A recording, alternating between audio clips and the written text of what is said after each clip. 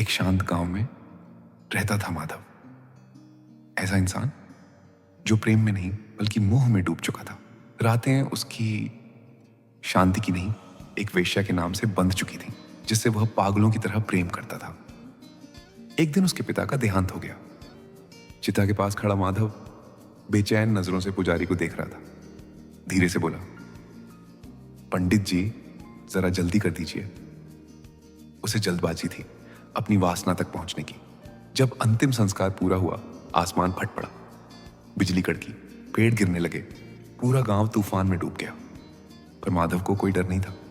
वह उफनती नदी में कूद पड़ा, लकड़ी का टुकड़ा थामे लहरों से लड़ता रहा, सिर्फ उस औरत तक पहुंचने के लिए। उस रात वह औरत दीपक के पास बैठी खिड़की से बाहर देख रही थी, सोच रही थी, आज तो कोई नहीं आएगा। लेकिन तभी पीछे से आवाज आई। वही माधव भीगा हुआ थरथराते हुए खड़ा था। वो चौंकी।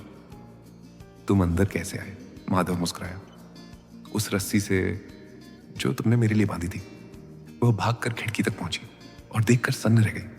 वो रस्सी नहीं थी, वो सांप था। कंपते हुए होठों से उसने कहा, अगर इतनी ही लगन तुम भगवान श्री कृष्ण के चरणों में लगाते तो आज मोक्ष पा लेते। उसके शब्द माधव के हृदय को बिजली की तरह चीर गए। उस रात के बाद माधव ने सब कुछ छोड़ दिया, वासना, धन और संसार।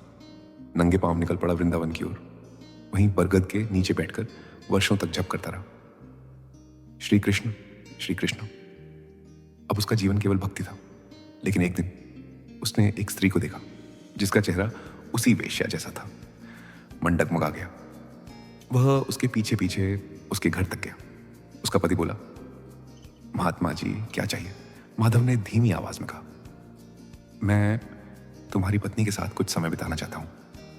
जैसे ही ये शब्द निकले, उसके भीतर वही आवाज गूंज उठी, अगर यही भक्ति भगवान के लिए होती। आंखों में आंसू भर आए। उसने स्त्री की चूड़ी से एक कांटा निकाला और बोला, इन आंखों ने ही तो मुझे भटकाया है। फिर उसने अपने नेत्रों को नष्ट कर दिया। उस दिन से अंधा माधव वृंदावन की गलियों में भजन गाने लगा। उसका मन अब किसी रूप से नहीं, केवल श्री कृष्ण से जुड़ा था। वह संसार से परे हो चुका था और सच्चा मोक्ष पा गया था।